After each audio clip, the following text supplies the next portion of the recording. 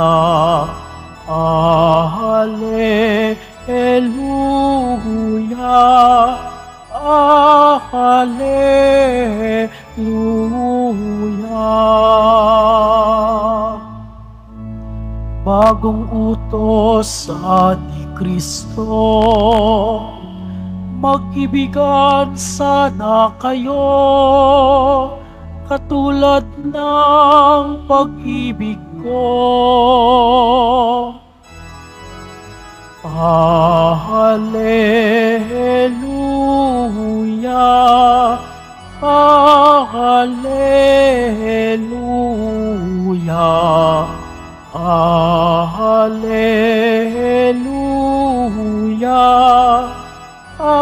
Alleluia.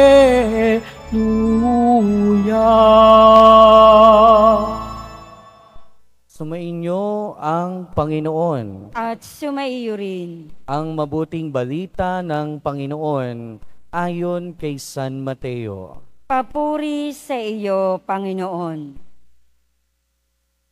Noong panahong iyon, sinabi ni Jesus sa kanyang mga alagad, "Sinasabi ko sa inyo, kung ang pagsunod ninyo sa kalooban ng Diyos ay tulad lamang ng pagsunod ng mga eskriba at mga pariseyo, hindi kayo makapapasok sa kaharian ng Diyos. Narinig ninyo na noong unay iniutos sa mga tao, huwag kang papatay. Ang sino mang makapatay ay mananagot sa hukuman. Ngunit ngayon sinasabi ko sa inyo, ang mapuot sa kanyang kapatid ay mananagot sa hukuman. Ang humamak sa kanyang kapatid ay mananagot sa Sanhedrin. At sino mang magsabi sa kanyang kapatid, ulol ka, ay mapapasaapoy ng impyerno. Kaya't kung naghahandog ka sa Diyos at maalala mo na may sama ng loob sa iyo ang iyong kapatid, iwan mo muna ang iyong handog sa harap ng dambana at makipagkasundo ka sa Kanya. Saka ka magbalik at maghandog sa Diyos. Kung may magsakda laban sa iyo sa hukuman, makipag-ayos ka sa kanya habang may panahon, bago kanya iharap sa hukom. At kung hindi, ibibigay kanya sa hukom na magbibigay naman sa iyo ng tanod, at ikaw ay mabibilanggo. Sinasabi ko sa iyo, hindi ka makalalabas doon hanggat hindi mo nababayaran ang kahuli-hulihang kusing." Ang mabuting balita ng Panginoon. Pinupuri ka namin, Panginoong Heso Kristo. Magsiupo mo ng lahat. Welcome po sa Minor Basilica and National Shrine of Jesus Nazareno at magandang umaga po sa inyong lahat. Ngayong araw pinagdiriwang natin, ginugunita natin ang kapistahan ni San Antonio de Padua. At si San Antonio de Padua ay isang Pransiskanong pari na nakilala sa kanyang galing sa pagpapahayag ng mabuting balita. Si San Antonio ay mula sa may impluwensya at mayamang pamilya, pero iniwan niya ang lahat, sumama sa mga Agustino, naging Agustino, tapos na-inspire siya, humanga siya sa buhay ng mga Pransiskano, kaya siya lumipat sa pagiging Pransiskano. Pero mas kilala natin si San Antonio de Padua bilang patron ng mga nawawala, no? Mga nawawala, nagwawala, wala lang, pati mga wala sa sarili. Pero paano ba siya nakilala bilang patron ng mga naghahanap? Mga patron ng mga may nawawala. Kasi isang araw, nung siya ay nasa monasteryo, merong isang monghe na humiram ng kanyang aklat ng dasalan. Kaya lang yung monghe na yon umalis, lumabas ng monastery, and then dala-dala yung dasalan niya. Ngayon, hindi na naalam ni San Antonio kung nasaan na. Pati hindi niya na rin maalala kung sino yung nanghiram. And so, nagdasal siya sa Diyos para makabalik yung kanyang aklat ng dasalan. Kaya ang nangyari, nakonsensya yung monghe na yon, bumalik at ibinalik sa kanya yung aklat niya ng dasalan. Kaya kung meron kayong nawawala na bagay, hingin nyo ang panalangin ni San Antonio de Padua. At malay nyo, ito ay makabalik sa inyo. And speaking of nawawala, pag merong nawawala, hindi lahat ng nawawala ay bumabalik. Pero may mga bagay na nawawala, pero bumabalik. At sa ating unang pagbasa, narinig natin kung papaano bumalik ang ulan sa bayan ng Diyos. Dahil kung nakapagsimba tayo noong mga nakaraang araw, kadugtong pa ito, nung pagbasa natin tungkol sa propeta. At doon narinig natin, nagkaroon ng tunggalian yung propeta at yung mga propeta ni Baal.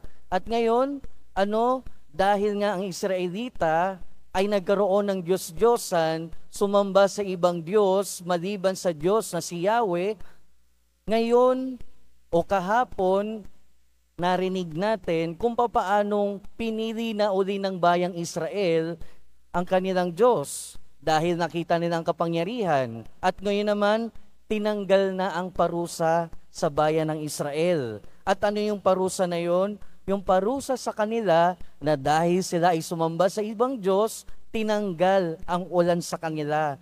Hindi umulan ng matagal na panahon. Pero ngayon, narinig natin, dahil sila ay muli nang sumasamba sa nag-iisa at tunay na makapangyarihan na Diyos, tinanggal na rin ang sumpa sa kanilang lupain at ibinalik ang ulan, ibinalik ang buhay sa lupa.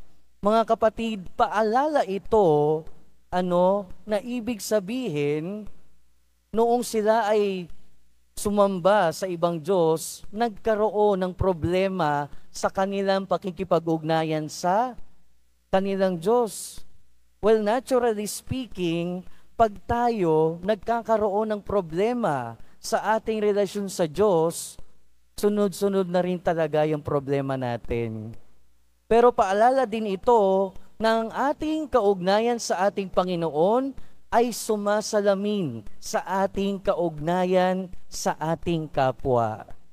Kaya kung mapapansin natin, kapag tayo hindi na nakakapagsimba, kapag tayo hindi na nakakapagdasal, pag tayo nakakalimot na sa ating Panginoon, mapapansin natin, pati yung ugnayan natin sa ating pamilya na aapektuhan. Parang may nangyayari ding hindi maganda.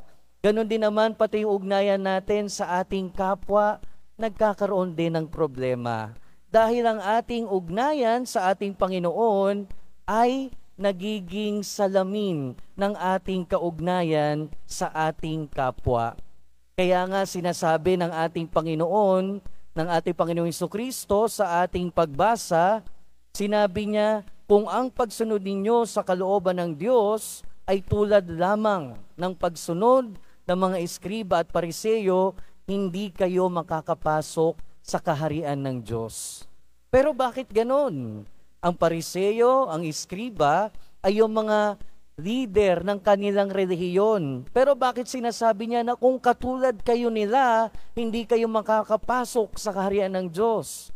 Dahil ang sinasabi dito ng ating Panginoon, mas importante ang ating nasa kalooban, mas importante kung ano ang nasa ating puso, kesa sa mga ginagawa natin na panlabas na ritual. Kasi yung mga pariseyo at eskriba, sinusunod nila lahat ng utos, sinusunod nila lahat ng kautusan, sinusunod nila lahat ng batas ng Hudyo. Pero dahil doon, nakakalimutan na nila ang mas importante. Dahil sa pagsunod nila ng batas, nakikita nila madalas yung pagkakamali ng mga tao. Nakikita nila madalas yung pagkukulang ng mga tao. Pero si Jesus, ang nakita niya na mas mahalaga ay sundin ang espiritu ng batas. At ang espiritu ng batas ay ang pagpapahalaga at pagmamahal sa tao. Kaya nga, pinapaalala sa atin ng ating pagbasa, ano ba ang ginagawa natin? Sa mga kabutihan ba natin, ito ba ay katulad ng Katulad ng Pariseo at Eskriba na pakitang tao lamang? O tumutulad tayo kay Jesus na ang ating ginagawa na kabutihan ay nagmumula sa ating puso, nagmumula sa ating kalooban?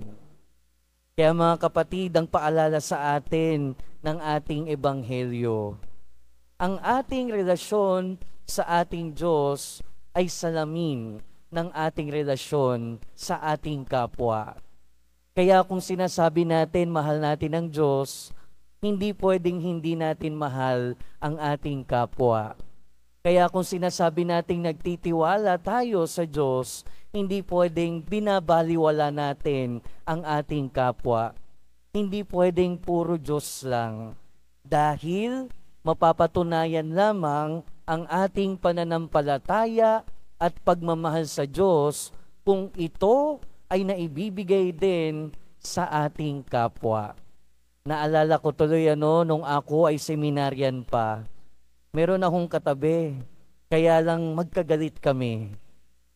Tapos tuwing magpipis, tuwing magbibigayan ng kapayapaan, hindi kami nagtitinginan. Aba, bigla akong na-realize, ang hirap naman pala talaga.